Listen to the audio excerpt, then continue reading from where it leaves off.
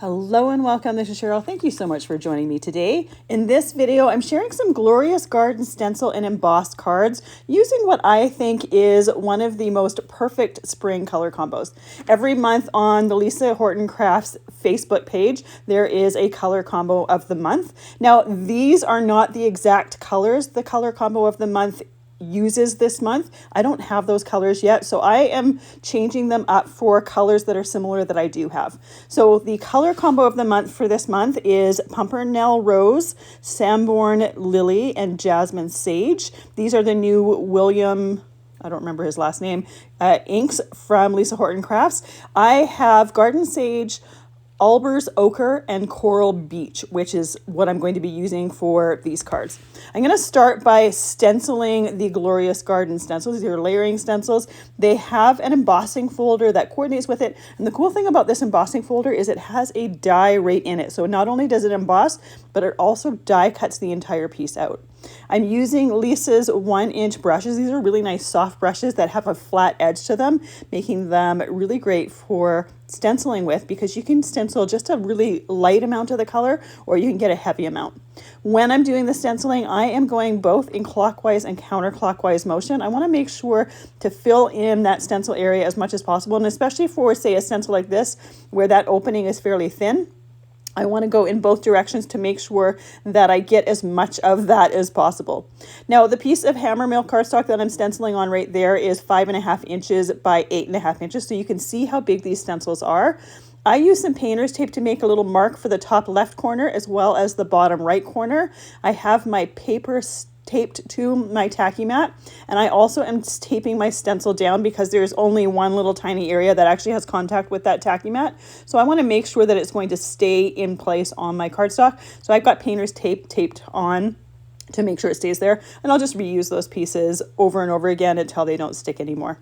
So for the next layer, I'm using the Albers Ochre. So I'm only using those 3 colors. In some areas, I'm going to be a bit heavier handed, in some areas a little bit lighter handed, but I thought these Glorious Garden Stencil and Embossing folder, I love the final look of them. I love the beautiful image to them. And I thought this was just a really great spring color combo. So I thought it'd be fun to do those cards. And like I said, I don't have the exact colors. These are fairly similar-ish to them, but I really have been enjoying playing with the color combos of the month.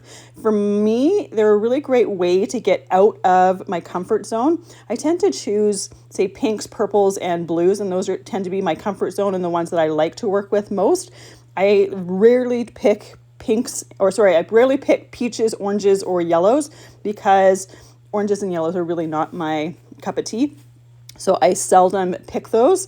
So this was a really great way to just go out of that comfort zone, just play around with it and create something in colors that I don't normally use. So as I'm doing the different layers, I am referencing the image on the front of the card just to know exactly which pieces are coloring what parts, because I want to make sure that I'm not coloring the leaves yellow or orange and I'm not coloring the flowers green. Now with this layer for the leaves, I want to make sure that the ink is a little bit darker where those leaves go below the flower. So anytime I'm doing a different layer, I'm kind of paying attention to what goes behind other areas. And if there are larger areas that I could do some heavier inking on some of those parts and lighter inking on other parts, I will do that. And because I have that tape mark on the top left corner and the bottom right corner, it makes it super easy to layer those stencils because I just have to match those 2 bits and the rest of those areas are perfectly lined up together. So for the flowers, I'm doing both the yellow as well as the peachy color, the Coral Beach. So for the base of the flower, I did just a light coat of the yellow. This next one here, I'm going to be doing a little bit heavier coat of the yellow. And then for the third stencil for the flowers, they're going to have a little bit more detail to them. I'm going to be doing the Coral Beach for that. So for this layer, I'm heavier handed with that ink than I was for the last layer because I want it to look like we've got 2 different types of yellow. One's a little bit darker than the other. I'm also going to add just a little bit of coral in here just to change that color up just a little bit and add a little bit of extra detail to it. Now the areas between, or the stencil lines between the petals of the rose are really quite tiny, so it's going to be really, really hard to get detail with each and every single petal. You could try a very detailed blending brush and do your detail that way. But because we have several different layers here, we're going to get that extra detail on this layer anyways. So I didn't bother with using a smaller brush. So this one here, I'm using that Coral Beach once again. And obviously you can change the colors up if you want them different colors, or you can add more color tones to it. I'm just using just the 3 colors, but because I like the challenge of just having that limited color palette. And these have a matte finish to them, so they don't have any extra texture or any like a different finish to them. You could, if you wanted, add extra finish to them in the different layers. I am opting to just use the inks here. I'm going to be adding a little bit of extra texture once my cards are done by using a little bit of glitter glue. It's just going to add a little bit of sparkle and a little bit of extra texture and just make it look, or just take it to the next level, if you will. So with that last layer done, our image is totally complete. I do want to trim down my cardstock before I emboss it because it's not going to fit into the embossing folder like this. Trimming it down is just going to make it a little bit easier to match up all of the details in that embossing folder. So when I pull that embossing folder out, you can see exactly where those dies are. They're attached right to that embossing folder. It's not a separate piece. So again, it makes it really easy to die cut and emboss this at the same time. You don't need a different stacking. I'm just using the stacking for 3D embossing folders in my Platinum 6 machine. Once I have those in place, I'm going to make sure that I keep that paper in the same spot so that it doesn't move or shift on me while I'm getting my machine out. And here we have 2 elements perfect for card making, beautifully embossed and cut out with that die that's in there. I always love embossing folders that have dies with them because it creates a really unique look to them. For these cards, I'm creating mats to them that are 4 inches by 5 1/4 inches. The white inner piece is trimmed to 3 3/4 inches by 5 inches. And I'm going to be using the Love and Hugs Sentiment Stamp and Die Set. This is a new one from Lisa Horton Matte with their last collection from Spellbinders. I have 3 different layers for the Hugs sentiments. The back layer, the most large shadow layer, I'm using that Garden Sage to ink blend around that, and I'm also using that same Garden Sage to ink blend around the mat for my card. Now we could do 2 different colors for the different cards, but I'm keeping those mats the same. For the most upper layer for that Hugs, I'm using both the Albers Ochre as well as that Coral Beach. I'm creating a bit of an ombre look. I'm going to do the yellow on the top of the Hugs word, and I'm going to do the peach color on the bottom of the Hugs word, just to create something a little bit different. So the inner layer, the middle layer of my sentiment here, is going to stay white. So we're going to be able to see those colors of the different layers with white in between. So once I have these ink blended, you can see how with that really thin word, it really doesn't want to stay in the same spot on my Tacky Mat. So I do tend to hold it in place while I'm ink blending on one side. I can layer together those 2 layers. I'm just using some Barely Art glue. I have it in a fine line bottle. It works perfectly for both putting sentiments together, putting my cards together, putting die cuts together. I love having that fine line to it. I put as much or as little glue to it as I need to. And once I put in that upper layer of the sentiment, I'm just going to put it under an acrylic block. It's just going to hold it down nice and flat. It'll free up my hands for gluing the next sentiment together.